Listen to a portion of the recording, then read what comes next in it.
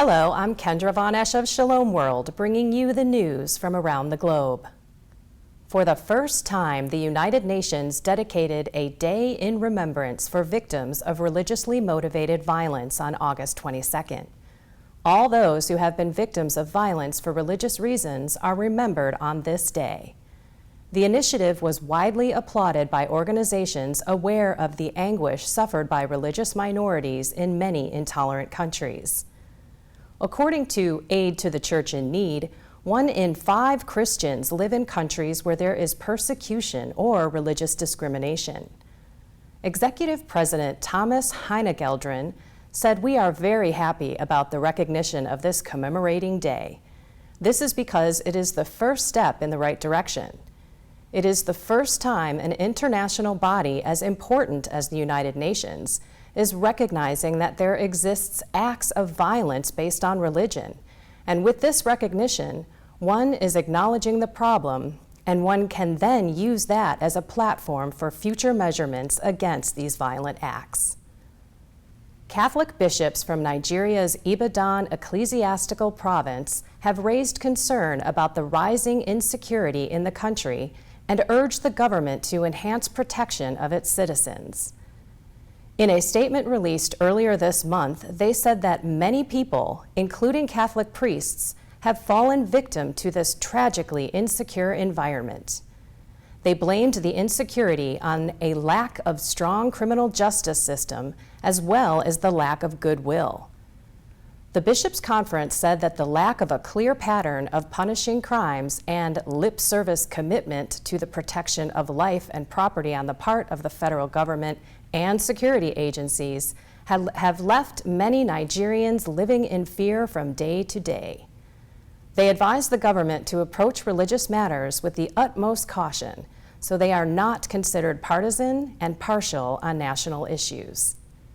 The Catholic Church in Scotland is opposed to the Green Party's plan to remove voting rights from the religious representatives on the education boards. St. Andrews and Edinburgh Archbishop Leo Cushley said that the motion presents a serious threat to the identity and Catholicity of our schools in Edinburgh, and is also, in all probability, just the first step in a process to remove faith education from schools in Scotland altogether. The Archbishop urged Catholics to write their counselors to oppose the move as a matter of urgency. Within the city of Edinburgh itself, there are 3 Catholic high schools and 15 Catholic primary schools, educating around 20% of all the students in the capital. The Scottish law mandates that 3 religious representatives must serve on each school board. Over 10% of the schools in Scotland are state-supported Catholic schools. Knights of Columbus members are renovating a building in Atlanta, Georgia that will become a safe place for women who have been rescued from sex trafficking. More than 20 Knights and their families have renovated the property, which is now called the Safe House. The Knights of Columbus see their involvement in repairing the house as a pro-life mission of defending the most vulnerable.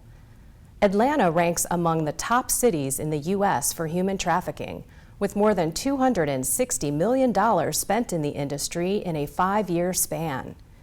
In the year 2018 alone, there were 375 human trafficking cases reported in Georgia. Coca-Cola is withdrawing its pro-LGBT advertising campaign in Hungary after facing backlash from pro-family groups and the ruling party leaders.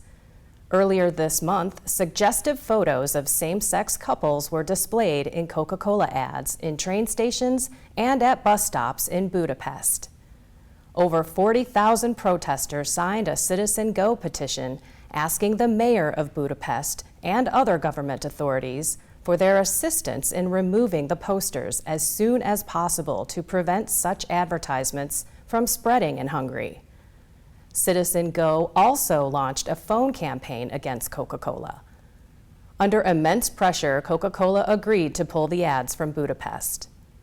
Hungary currently recognizes civil partnerships for same-sex couples, but Prime Minister Viktor Orban and his party opposes the legalization of same-sex marriage. Thanks for watching and for your support. Stay in touch on social media, our app, and online at shalomworld.org. May you walk in the light of the Lord, and may peace be with you always.